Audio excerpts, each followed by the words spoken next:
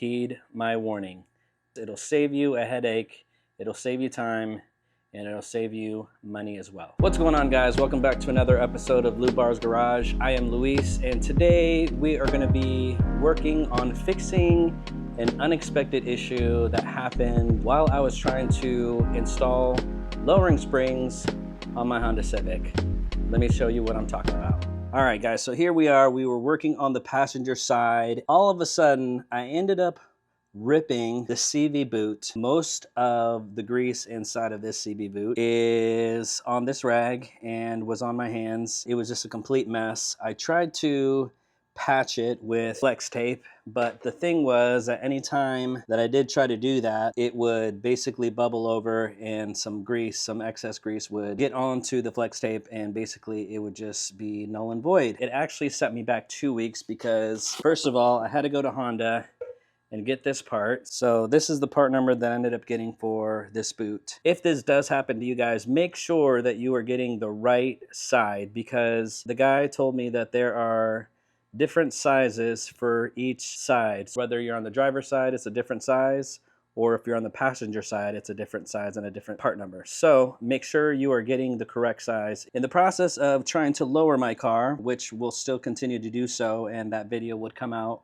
a little bit later once I get this all patched up and ready to go. But basically, let me show you what happened here, guys. I'm not sure what the purpose of this thing is here, right? But basically, when I was trying to take the whole knuckle, the whole assembly off, this boot got caught on this part right here, and it basically just leaked grease. You can see there's some excess grease there all over the place. It caused this CV boot to no longer work, which sucked, guys, because literally no Honda dealership actually carries these CV boots. You have to order them. It did take a week. And then on top of that, when I did receive it, the reason why I said earlier that make sure you get the right side is because when I did receive it a week later, I had ordered the driver side. It was a different part number and it was a different size. So I had to wait another week for me to finally get this boot. And let me show you what it costs. It definitely was not cheap, guys. It was, let's see here, $88.86. Oof. That's a costly mistake, guys, so don't do what I do and heed my warning, because it'll save you a headache, it'll save you time, and it'll save you money as well. Without further ado, let's go ahead and open this package. Let's see and hope and pray that this is exactly what we need. All right, guys, let's go ahead and open this bad boy up here.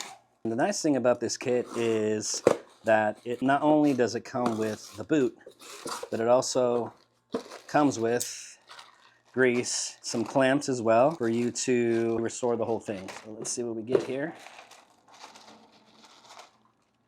We get the boot. Feels pretty sturdy. Okay, there's that. We got some clamps.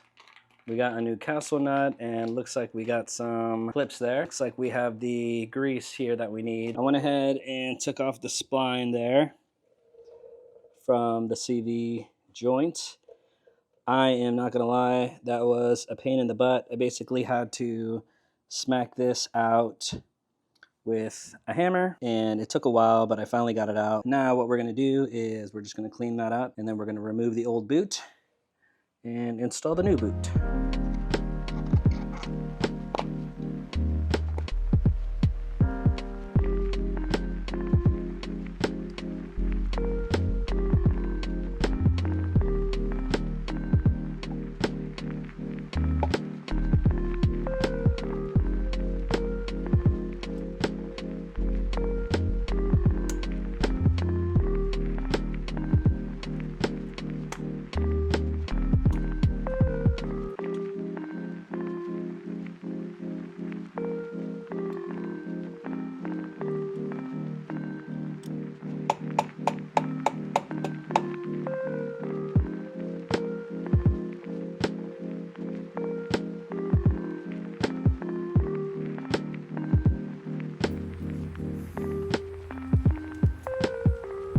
So after working on this thing for a couple hours, a few hours probably, we are finally done with installing the new CV boot. Man, I gotta say, this was not fun.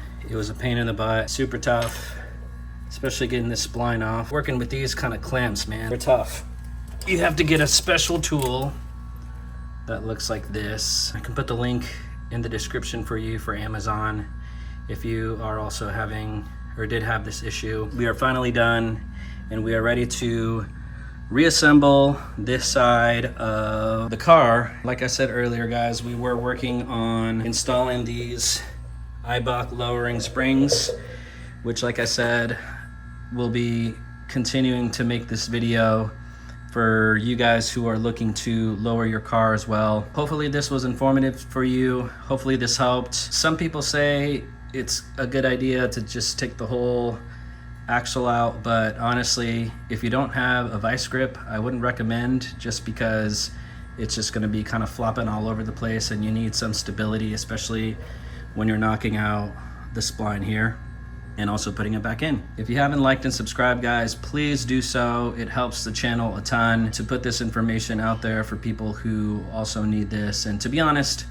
I did scour the internet for a while and I really didn't find much information on this specific model. So this is the 2023 Honda Civic Sport Touring. If you are having to replace your boot because you were looking to lower it, your boot got ripped because of this random tab there, I don't even know what it does, to be fair with you. Anyway, guys, thanks for watching. We'll see you then, and we'll see you another time.